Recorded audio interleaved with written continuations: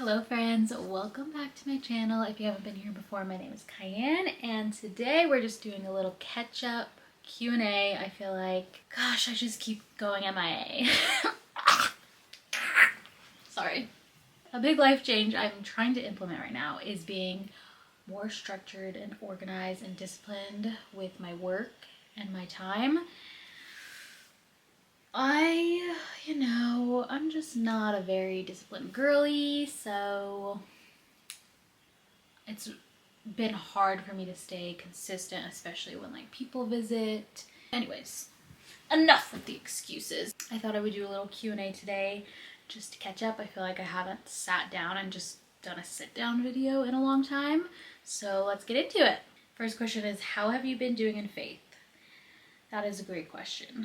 Honestly, I was thinking about this the other day, and the best way to describe like the season of faith I have been in was walking through a hot, dry desert,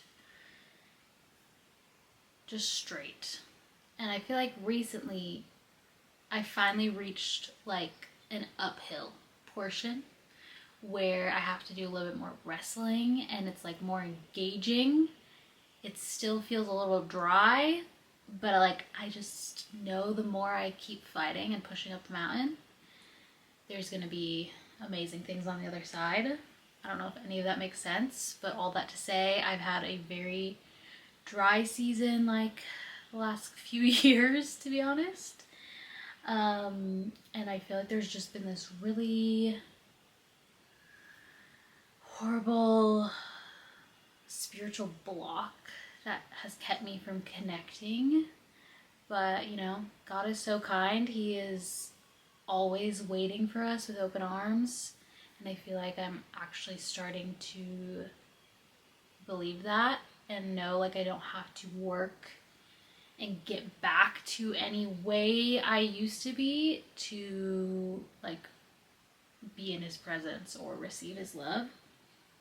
One thing that has been really amazing is I started a women's group and we read through the book Soul Care, and that has just been so refreshing for my spirit, just being with other women who love Jesus and like also are open and vulnerable and willing to connect with each other but also laugh at the same time so it doesn't feel too serious. I don't know, that has just been such a blessing in my life, and I think that has really helped bring this new momentum into my faith. But I'm sure I will talk about this more in like a future video and we can like really dive into the nitty-gritty, but there's a little overview of faith right now. One thing I decided to do recently was sponsor my own videos, and you may be asking like, what are you talking about? But your girl has a company and I never share it, and I'm like, why am I not plugging my own business in my YouTube videos? So today's video is brought to you by me. Sunday Matters. Let me show you our product. Okay, this is our one and only product. It is this beautiful linen church notebook. We have a little bookmark right here. I decided to make this church notebook because I could not find a beautiful aesthetic Christian notebook. So I was like, you know what? Let me make one. And I've been wanting to do this for years. I never talk about it. So I'm like, I just need to start sharing my church notebook in the videos. I will insert some footage of what the inside pages look. So on one side, there is a place for you to put like the title of the sermon, the speaker, the date, the topic, and then this whole spread is for note-taking, both sides. I definitely want to develop some more products in the future. I've heard you guys want spiral bound, so I will try to make that one next. But I have never discounted this notebook because I try to price it as low as possible for you, because I just can't fathom paying like $30 for a notebook. So I try to price it as low as I can. I think it is $19. I decided to start including discount codes in videos, so you guys get a little special something. So you can use the code HEAVEN to get 20% off the notebook. It is $5 flat rate shipping. I always encourage people to buy 2 notebooks, like split it with a friend, because then basically the $5 rate is for 2 notebooks or less. So if you get 3 notebooks, then it's a little bit more. So I always tell people, like, get one with a friend so you can split the shipping costs. Also, we do international shipping, but it's quite pricey, unfortunately. I would love to be able to ship it to you guys for $5 too, but unfortunately, small business, I'm not able to offer that kind of shipping right now. But again, split it with a friend, because then you can split the shipping cost and it's the same price. All right, back into the video. Somebody asked, how do you get yourself out of a productivity slump? Okay, well, that is like literally what I'm trying to do right now. I feel like I've been so unproductive the last few weeks. Like, I'll go, so the way our schedule work is I have 2 work days a week and Kyle has 2 work days a week, and we just switch off who's caring for Legend on the other person's work day. But I've been going like to a coffee shop, and literally like my brain just feels so overwhelmed and like mush that I end up like just jumping from thing to thing and like not getting anything done. So a few things that I have initiated into my life to help me get out of this slump is, 1, making a to-do list like on a Sunday for the entire week.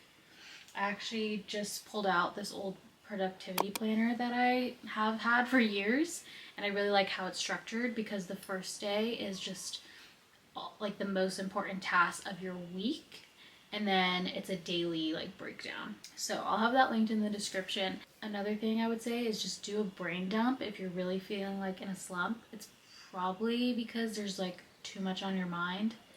So just making a huge list. Leggie's sick right now, so you might hear him crying in the background, but Kyla's with him. Making just a huge list of anything that's clouding your mind, from like something you need to mail, somebody you need to text back, an appointment you need to schedule, things you need to buy. I just call it a brain dump, where I literally can dump everything that's clouding my brain onto paper, so I know it's living somewhere and I can stop thinking about it. And then my last tip would be to, what was my last tip? I forgot. Productivity. Completely forgot my last tip.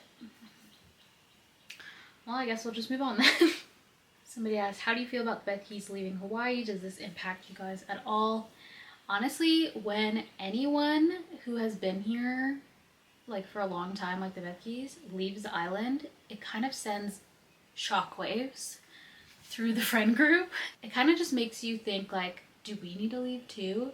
And I just find no matter who the people are, if they're like in your circle, somebody leaving the island always kind of like sends like all of these thoughts to your head of like, okay, if they're leaving, like, how are we gonna live here, kind of thing?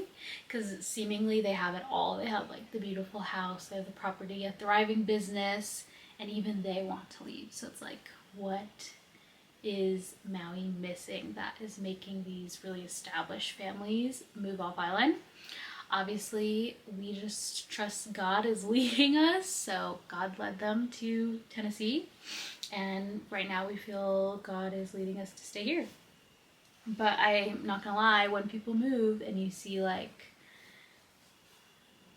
the beautiful properties they get, or just like all the conveniences back, like coming back into their life, even like New Flora moving to Tennessee, I'm like, oh my gosh, they're like their new space is so beautiful. They're getting the construction done so fast, which is very rare here. Like, things just move so much faster on the mainland, which is part of the reason why we love Maui, because things move slow. But it does make you question things, I will say. But overall, no, it didn't impact us, besides like kind of sending us down a spiral of like, all these people are leaving, like, what's in Tennessee that everybody wants? But Kyle will still be working for Jeff, and yeah. Advice for other faith influencers. I feel like I could do a whole video on this. I think where I went wrong when it came to sharing my faith is I was being led, I stepped outside of God's leading because I feel like the grace ran out and it just stripped the intimacy from my relationship with God because of how much I was sharing with social media. So I guess my biggest advice is to just protect your relationship with God and your intimacy with God while sharing your faith. And I just like don't know exactly how you find that perfect balance. And I'm trying to figure it out. But just to be aware like where you're at with God and make sure you're not posting or sharing things about your faith just for views or money, and really keep God first and like pray about every decision and everything that you do share. I feel like social media can impact people in a lot of negative ways, and it certainly can impact your faith in a negative way. So you just want to guard that because it's your most important relationship in your life is your relationship with God. So definitely guard it, but also share your faith. You know, it's hard because I don't know. That's my biggest advice. Crystal asked, do you think you'll ever buy a home in Hawaii? Honestly, that would be a dream. We plan to, honestly, we are not adulting as much as maybe you guys think we're adulting. We are getting our lives together still, and we have never looked into the process of buying a home before, so we're not even sure like what we would be capable of buying, if there would be even a chance to buy on island, or if we would potentially buy off island first and then, I don't know, try to build up like a second income stream with renting out whatever house we buy. So all that to say, we would love to buy a home here. We actually plan to meet with an advisor soon who will look over our finances and kind of give us an estimate of like what kind of loan we can get, and then basically just give us like a few-year plan of like what we can be doing to set ourselves up for success and to buy a home in the future. But unless a miracle comes, I don't think it would be anytime soon. But, you know, God could do it. LOL, this person asks, how much do you weigh? How much weight did you gain while pregnant? I will not be sharing that. Because one, I do not know how much weight I gained during pregnancy because I did not step on a scale my whole pregnancy. And that's because I had a midwife, so I never went into traditional doctor's office where they ask you to weigh yourself. So I honestly have no idea how much weight I gained during my pregnancy. How do you practice a healthy mindset when getting into exercise, not focusing on loss? This is such a good question. I feel like in the past I've had very unhealthy mindsets when it comes to my health journey, and it's more so been about my body and losing weight and seeing results, and they haven't been the most maintainable. So I'm very happy with where I am at now. I honestly didn't work out probably for 9 or 10 months postpartum, so I've only been working out for like 2, maybe 3 months lately. Really, the catalyst for my health journey was getting a virtual trainer. I had a friend who was doing this program called Burn by Hand, and she recommended it to me. So then I started that, and that has just been so helpful.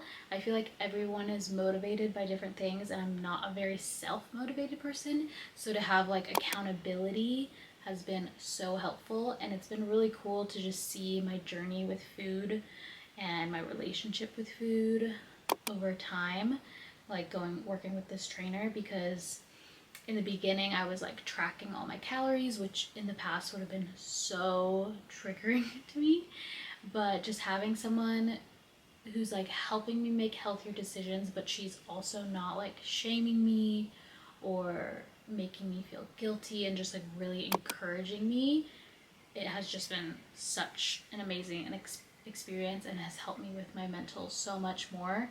It's just about having balance. It's like I don't restrict myself from eating anything. I just try to add in more. So it's like I have a goal to eat a fruit and vegetable every day and add a protein source to every meal, rather than saying like I can't have cheese, I can't have pizza, I can't have this. Like I don't restrict anything, and instead just try to opt for healthier decisions. And one thing I do is take pictures of all my meals now, because I'm no longer tracking like all my calories. I just take pictures of my meals and send it to her. It just makes me more conscious about what I'm eating, but it's not controlling me, because I used to just think about my food so much. And I really believe like God healed me from it, because I got so sick and tired of just being consumed by what I was consuming that one night I just prayed, like, God, take this away. Like, I'm so done with this. And I went to bed that night, and it literally felt like my whole brain was being rewired in my sleep. It was crazy.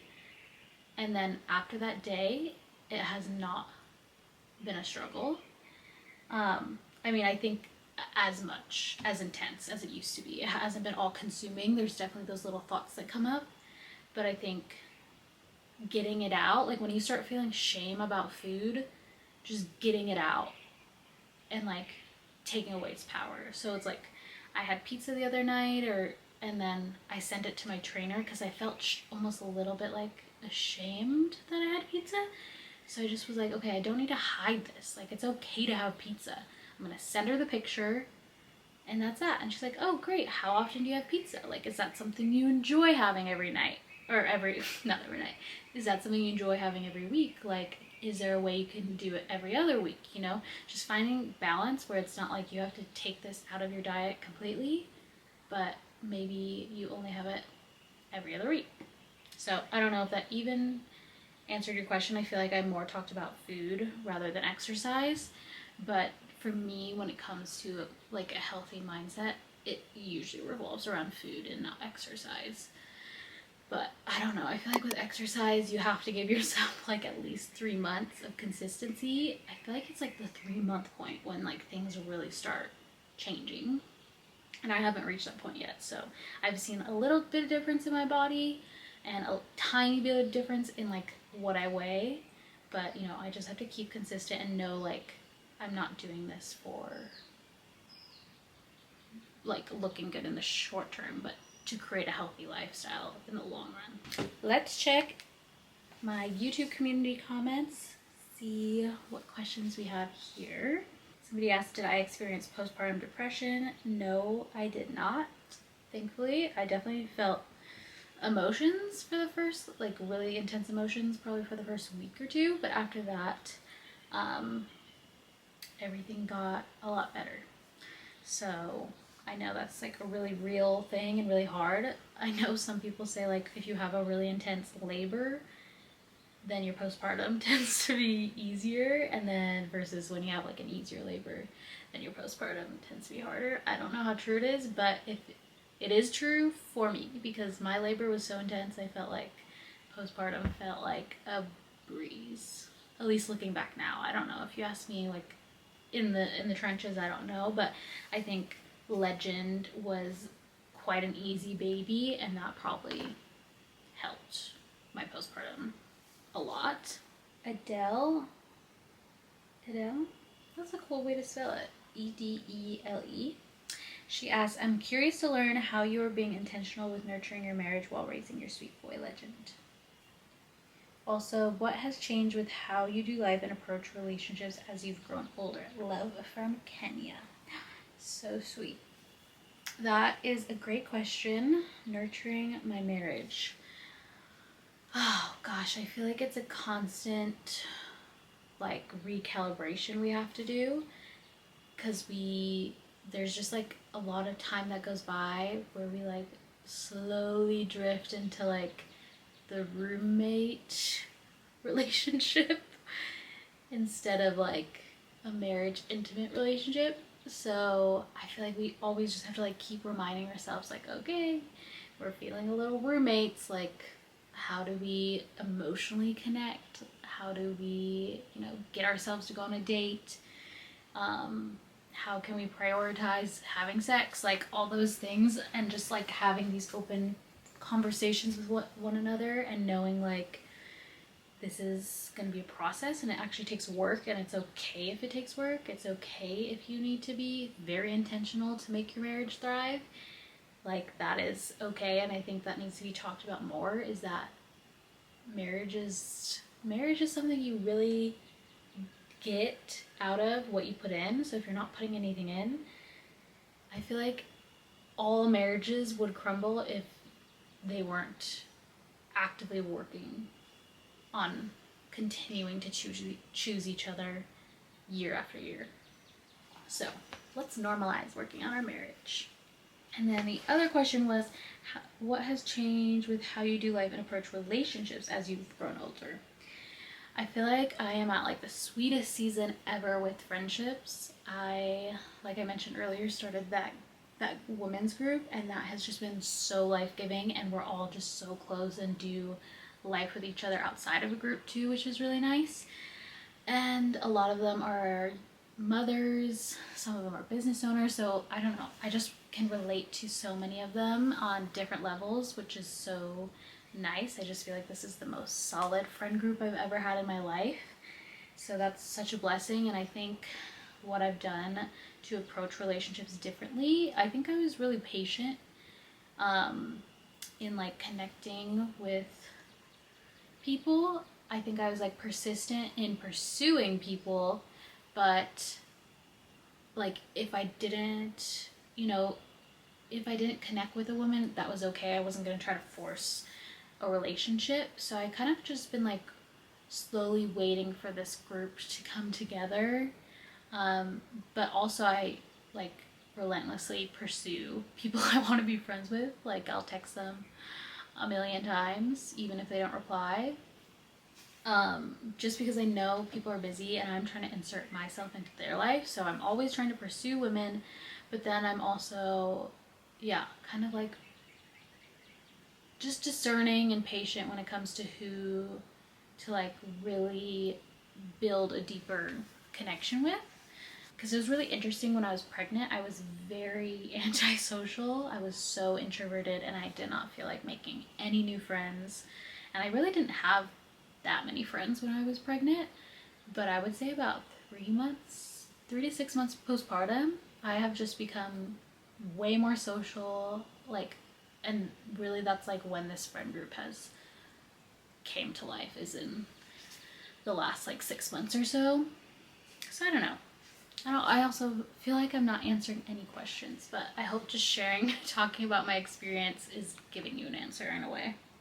Thank you so much for all your questions. If you guys want to watch another one of my videos, I would definitely recommend this one here.